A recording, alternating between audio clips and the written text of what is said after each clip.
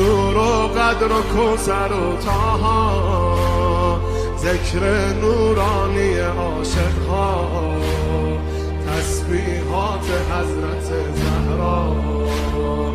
الله اکبر این همه جلال، الله اکبر این همه شکوه، الله اکبر در راه علی، فاطمه ایستاده مثل یک کوه.